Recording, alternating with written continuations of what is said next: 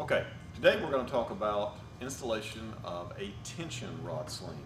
This would be any of the old Body Glove original rockers. It could be 5450 dining, 5440, or 5480 Body Glove dining chairs. This would be an example of what a tension rod sling would look like. You would see a stitched seam in the front of the sling, and around back, a rod pocket that the rod goes through. And that rod is the one that you see on the back of your chair. They're about the diameter of a pencil or so. First thing I'm going to do is I'm going to take my slings, open them up, and put them in my car on the dashboard, roll the windows up, park out in the sun, allow them to be warming. Next thing you're going to do is you're going to take your bucket frame off of your base frame. Your bucket frame off of your base frame. Now, this is an example of a bucket frame that's already been taken off the base frame. The way you take it off is there's screw holes. There's usually 2 on the bottom and 2 on the back that will allow you to take the bucket frame off the base frame. This happens to be a bucket frame for a 5450 dining chair. Now, when you take the bucket frame off, leave it together like this. Obviously your sling's on there, okay? And you can go ahead and cut your old sling off.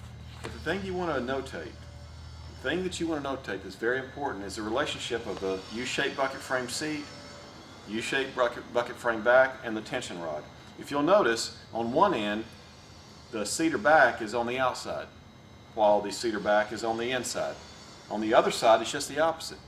In other words, the seat can't be on the inside on each end, nor can it be on the outside. Same with the back, okay? Notate the relationship of this seat and back because it's got to go back together the same way. If you try to put this seat and back, or the seat on the inside or on the outside of this tension rod, it's not going to go back together, okay? Now, once you get this off and you've cut your old sling off and you've notated that relationship, then you're going to be able to take the screws out. Take the screw out on this end, turn it over, take the screw out on the other end of the tension rod, and then your frame is going to come apart like so. You've got a U-shaped seat and a U-shaped back and your tension rod, okay? So I'm going to lay these down right here. We're going to walk back over here. Now,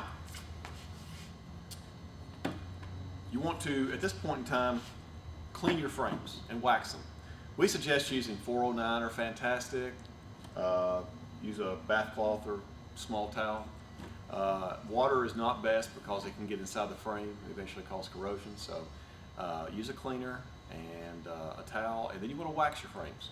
You want to wax your frames. This time is a good time while you got everything apart to wax everything. Use any good quality car wax you have. You don't need to go buy anything new. If your frames are really embedded with a lot of dirt from years and years and years, Turtle Wax Automotive Chrome Polish is an outstanding pumice-laden type of wax that will deep clean those frames and get them nice and clean, okay? And then you want to wax them with a good quality car wax after that. So Turtle Wax Automotive Chrome Polish if they're really dirty, but definitely wax them. The wax will help protect against ultraviolet light damage, and it will help facilitate sling installation. So let's assume we've got our frames cleaned and waxed, okay? This happens to be a back for a Body Glove 5480, okay? So we're going to use this as an example. The first thing I'm going to do is I'm going to lubricate this bucket frame. And the way you do that is you put any good lubricant. You can use petroleum jelly. It's not really cheap, and most people have it in the house. Water-based lubricants will wash off, okay? So any water-based lubricant might be better. If you use dishwashing liquid and water, make sure you do not allow the dishwashing liquid to dry up on you. You're going to get tacky like Elmer's glue and impede your process. So I'm getting a little lubricant between my hands, and we're going to go around just the side frame. So all you need to do, just the side, not the back or the seat bottom, okay? Just the sides of both the seat and the back, all right? Now, the next thing you're going to do is go get you some work gloves. These are called Flex Toughs. We think these are outstanding because they've got the rubber gripped insoles and they allow you to grip things.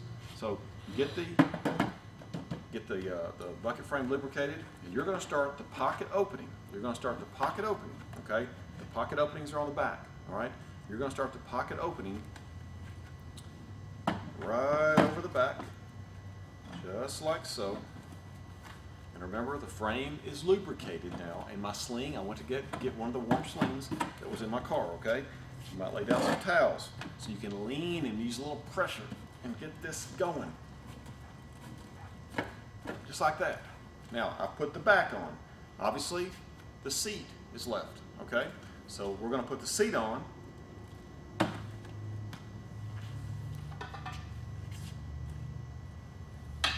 just like so. And once the seat's on, then you take your attached sling, okay? We'll leave that there for right now. You go back over with the sling on, and you assemble your bucket frame back with the tension rod. Now the way you do that, and again, this doesn't have a sling on it obviously, but I'm just going to, for example's sake, I'm showing you exactly what you're going to be doing. All right, this is pretty much how it would be looking here.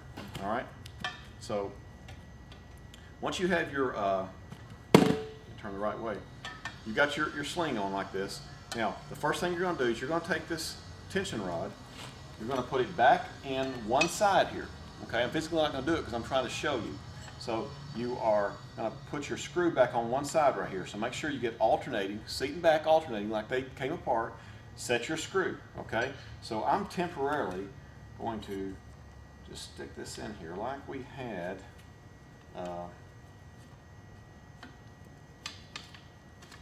our sling on, just so you'll see.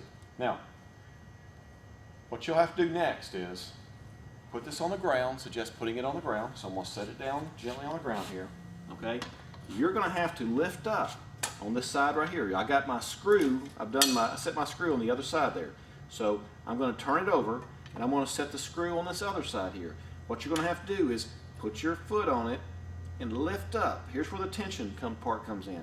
And this one right here, you've got to lift up on this frame and set it up on top.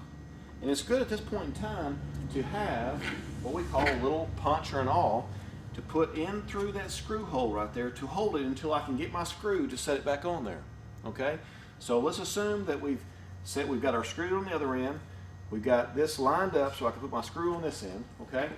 And then we'll lift this back up and put it back on our little workbench here. And you've got to go and punch your holes so you can attach back to your base frame. I feel sort of blindly with my index finger for the indentation of the frame, and I punch. Punch there, same thing on the bottom. And then I'm good to go.